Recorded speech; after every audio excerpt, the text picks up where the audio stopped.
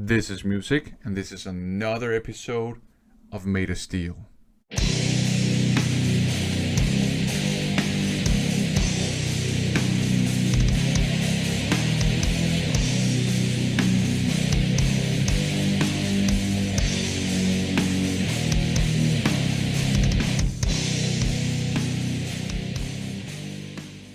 Welcome to another episode of Maid of Steel, a series of videos where I go through my collection of Band-Maid releases, physical and digital, and I just talk about them, so these are not reaction videos. Now we're deep into singles and EP territory, and today we're going to have a look at the sort of Band-Maiko kind of side project release, where Band-Maid make cover versions of their own songs. And it's all very interesting. Now, Band-Maiko has been described as an EP. It's been described as a mini album. I guess either one is fine. But since it's a longer release than the last couple of releases I've looked at, this video is probably also going to be a bit longer than the last couple of videos I made on Band-Maid. So I think it makes kind of sense to reintroduce the recommendation bit. So that's what I'm going to do now. And today's recommendation is this one here, Vow Wow's Cyclone. Vow Wow is a Japanese hard rock / metal band. They were originally known as Bow Wow, but changed to Vow Wow. So this is Cyclone. This is a cassette tape. I picked it up in a record store here in Copenhagen called Mephisto. Last month, I think it was. I have not included it in an update video yet, but I will. So yeah, Vow Wow. Now, what kind of music is this? Now, I know that some of the viewers of this channel, they do like their hard rock, and they do kind of acknowledge that Band-Maid are, objectively speaking, a good band. They're good musicians. They are good songwriters, and they make good music. Band-Maid is just not for them because Band-Maid is a bit too modern sounding, and I think that's fine. What we have here is Japanese hard rock from the 80s. It's 80s Japanese hard rock. So if you like hard rock but Band-Maid is too modern sounding, maybe you will like this Vow Wow Cyclone. We're dealing with really great, in my opinion, melodic hard rock with great riffs, great guitar melodies, lots of just 80s hard rock goodness. And also, actually, a lot of 80s, just sort of more heavy metal riffage as well. The instrumentation is great across the board. The songwriting is great as well. You even have some kind of virtuosic neoclassical elements every now and then, which is great as well. There are a couple of ballads I could do without, but that's just me not liking ballads that much. The vocals are great too. It's very Led Zeppelin-esque, the way that guy sings, but it just fits the music perfectly. So yeah, if you are interested in Japanese hard rock, but the modern stuff is a bit too modern, I think you might enjoy this. I have it on a cassette tape. I'm sure you can find it on vinyl or CD or digitally, if that is what you like. So that was the recommendation, Vow Wow's Cyclone, tasty 80s hard rock / metal from Japan. Let's turn to the Band-Maiko thing. It was released in 2019 as a follow-up to a single from 2018 called Secret Maiko Lips. And that was really just kind of an April Fool's prank, as far as I understand, in which Band-Maid, they released a single, and it's really themselves covering their own song, Secret My Lips, but instead of dressing as maids, they dressed as geisha, and they included what I think is called wagakki, that's sort of traditional Japanese instrumentation, and the vocals were sung in a Kyoto dialect, and it's meant to be a joke, but people liked it so much that Band-Maid decided to sort of make an entire mini album / EP, and that's what we're going to look at.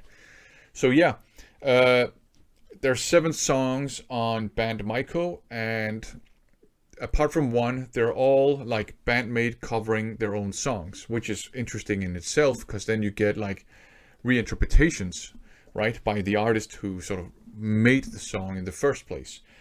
What's really interesting to me, though, is the wagakki part, right? So yeah, the songs, all the songs, apart from one, they are Band-Maid songs, reinterpreted. They are still hard rock songs. You do have the overdriven guitars, the heavy metal drumming, the rock and roll singing, and all this stuff. They're instantly recognizable as Band-Maid songs. But then you have the wagakki. You have the I think all the songs are performed in this Kyoto dialect associated with the Gion district, which is a district in Kyoto. It's a very beautiful old district with old houses and old buildings, and you do see geisha and Maiko just going about doing their own business. And I have been there a couple of times. I think it's a very beautiful part of an already very beautiful city, Kyoto. And I have seen some geisha just doing their own thing there. Now I observed respectfully from a distance. I have heard that there are problems with tourists like pulling on the geishas, on their clothing and touching them and trying to take selfies with them or just taking pictures of them unsolicited.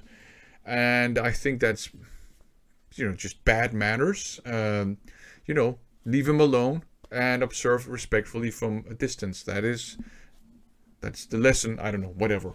Anyways, so yeah, wagakki instrumentation on top of the hard rock stuff, Kyoto dialect, and as I said, it's all very interesting. Let's go through it, the songs one by one. The first song is Secret Maiko Lips, a cover version of Secret My Lips from Just Bring It. It opens with, and I think all the songs, as far as I remember, do that on this release. It opens with some wagakki, traditional Japanese instrumentation. In this case, it opens up with some percussion, and then it kicks into a hard rock song with a kind of I don't know, battle cry or something like that. It's probably sort of a traditional Japanese thing that I just don't know enough about Japanese culture to understand. As far as I know, it's the bass player Misa actually doing that. In any case, it kicks into the groovy hard rocking song that Secret My Lips is, and you can instantly recognize it as that song. So you do have the hard rocking guitar riff, you have the great guitar solo, you have the rock and roll belting, right? The hard rocking singing. It's still the great hard rock song that it is. Of course, what I think is really interesting and cool about it is the use of wagakki, the Japanese instrumentation. You got some percussion. I think you got some sort of string instrumentation as well. And the wagakki, I think, are given the exact same highlight spot or whatever as the rock and roll instrumentation is. So that's really interesting. That does mean that the hard rocking guitars, the drumming, the bass, normally very prominent in Band-Maid songs, they're kind of like pushed a bit to the side. They have to share the spotlight a bit. And I think that's very cool. Now, I don't know if this is the intended effect of the wagakki part, but to me, the wagakki adds an epic feel to this song, and also a kind of atmosphere, kind of melancholic atmosphere, which I appreciate. So yeah, I think Secret Maiko Lips is a very interesting reinterpretation of Secret My Lips. The next song is called Tora and Tora, and that's a version of One and Only from World Domination. This one also opens out with some sort of more traditional sounding Japanese music, and then it kicks into the hard rocking song that is as well. And one thing that I think is kind of interesting about this song, apart from the wagakki, just to mention the wagakki here, because this song, the original, it has a kind of inherent melancholy to it, but the wagakki part just really enhances this melancholy to me, and I think that's very interesting. So it just adds a new perspective on this song that I think is very interesting. There's some very cool vocal arrangements here. And one thing that I really enjoy about it is that there's this kind of, and again, it's probably some Japanese traditional stuff that I just don't know enough about to really know what it is. But there's these kind of like hui, hui, hui, hui, yeah, kind of choir yelling kind of going on in parts of the song that I really like that. That just adds, some energy to it. So that is Tora and Tora, a version of the one and only, another very interesting cover version of Band-Maid covering themselves. The next one is called Yolo Siyosu, or something like that. Apologies for butchering the Japanese language, or maybe even butchering the Kyoto dialect. It's a version of YOLO from Just Bring It. And YOLO is a song, just the original as well, that I have really grown to really appreciate. I really like that song. I've always liked it, but I really like it more now. And this cover version kind of has just increased my appreciation of this song even more, to be honest. So it starts out with a more of an atmospheric kind of opening. It does sound like some percussion instruments going on, but you got like a more sort of ambient opening. It sounds like maybe a school or kindergarten or playground or something like that. And then it kicks in with a hi, and I like that. Again, I don't understand what, I know what hi means, right? But there's some cultural parts of it I don't understand, sadly. But yeah, it kicks in. And you can instantly hear that's YOLO. It has the riffage. It has all the cool stuff that I like about the original song. And then you have, again, wagakki. Again, it sounds melancholic. And again, the YOLO song originally is inherently melancholic too. So the wagakki kind of lends itself very well, I think, to the melancholy of the original song. So I think that's great.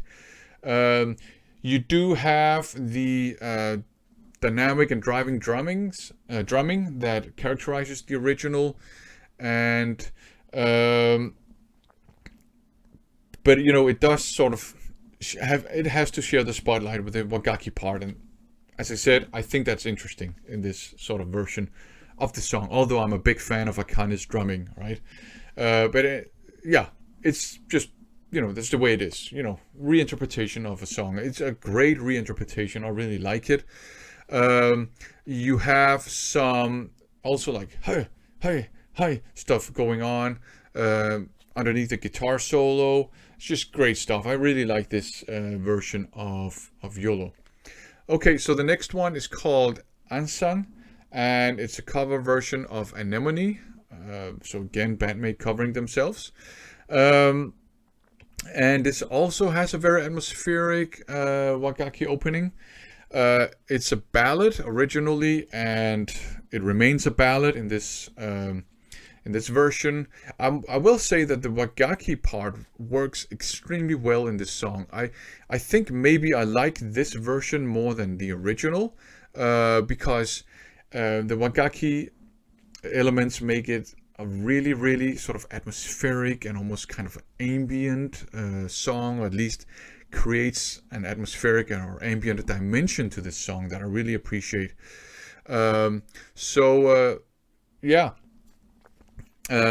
Just a great ballad, I think. I mentioned earlier I don't like ballads that much, but this one is a ballad that I like, and I like this version even more. It does sort of kick into kind of a bit of a rock explosion when the guitar solo kicks in, and there's even like a yell going on. And again, probably some traditional Japanese cultural element that I just don't understand, sadly. But I'll be happy to be educated on it because I have an interest in cultures all around the world as part of my job. Actually, as a linguist. Anyways, it's followed by a song called Akasimahe or something like that. Again, apologies for butchering the Japanese language or the Kyoto dialect. That's a cover version of Awkward from Just Bring It. That's another ballad, and it's kind of a cute ballad here. And again, the wagakki, in my opinion, enhances this ballad and makes it much more appealing to me. I already kind of like the original a bit, but the wagakki makes this version more appealing to me. So I think maybe I like this version more than the original as well.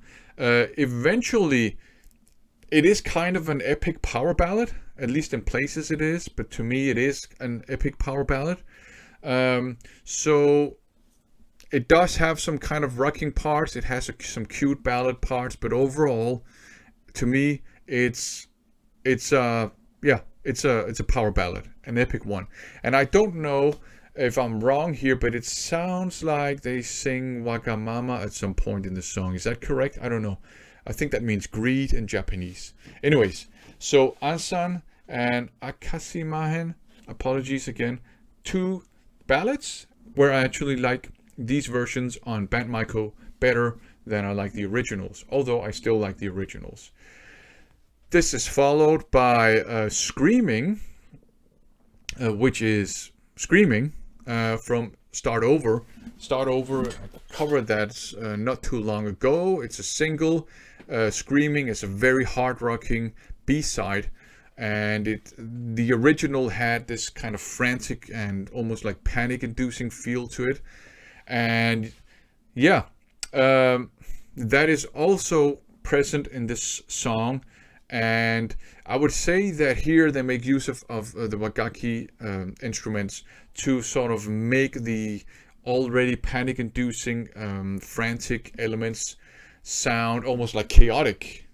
So that's very, very, I think, interesting.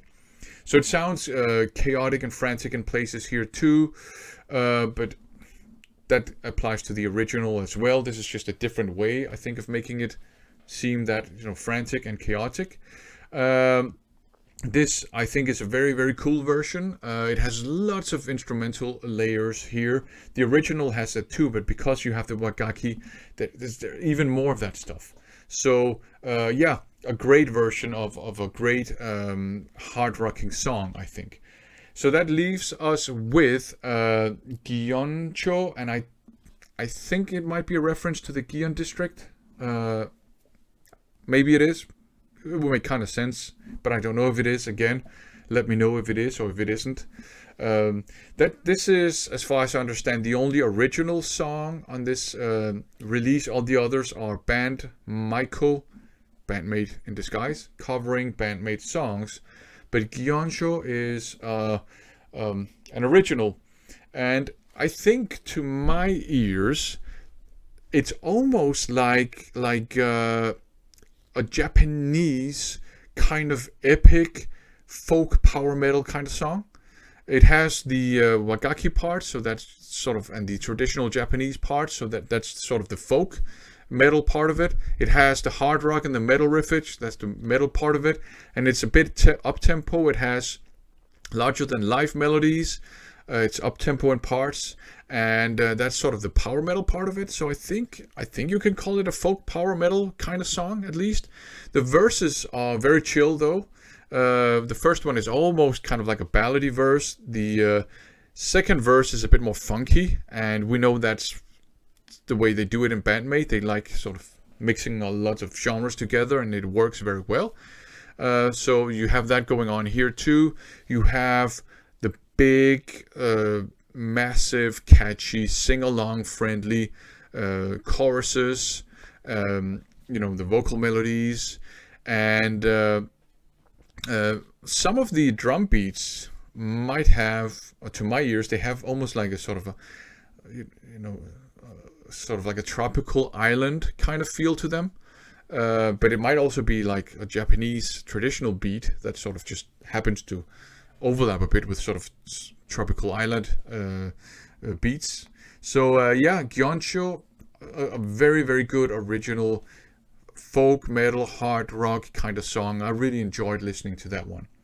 So that is Band-Maiko, a fun side project, Band-Maid, covering themselves, basically reinterpreting their songs, making use of traditional Japanese instrumentation.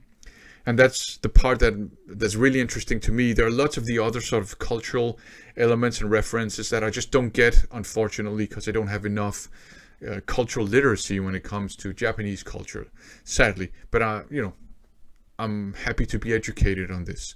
But yeah, very interesting release. The highlights to me, well, Saiki sounds fantastic here too.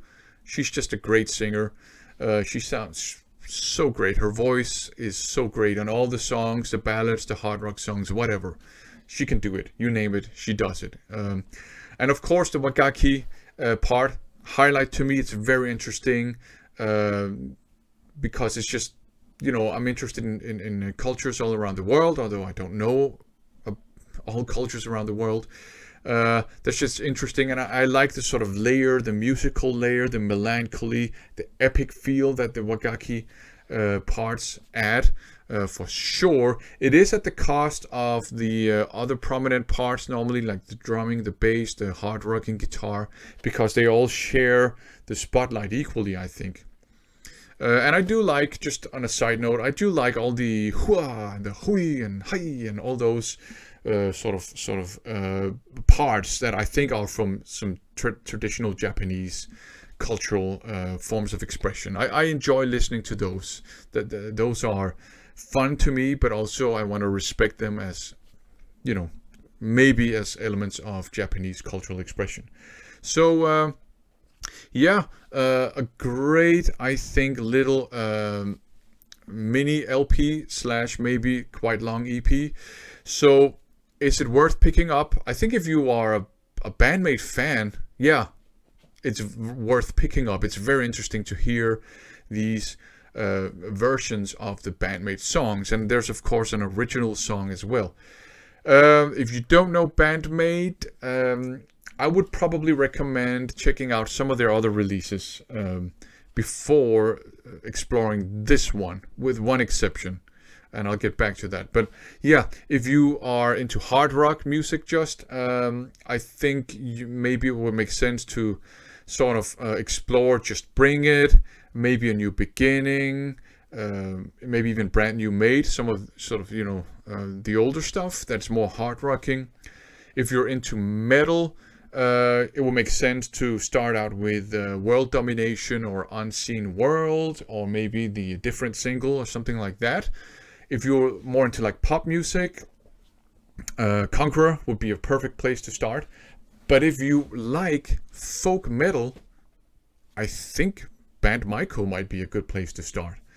So yeah, just my thoughts on where it fits in, But yeah, if you're a Band-Maid fan and you don't have this one, I think you should pick it up for sure. So those are just my thoughts on the Band-Maiko release. As I said, very interesting, very good versions and reinterpretations of Band-Maid's own songs. And in all honesty, the two ballads here, I like these versions better than I like the original ones. So yeah, thanks for watching.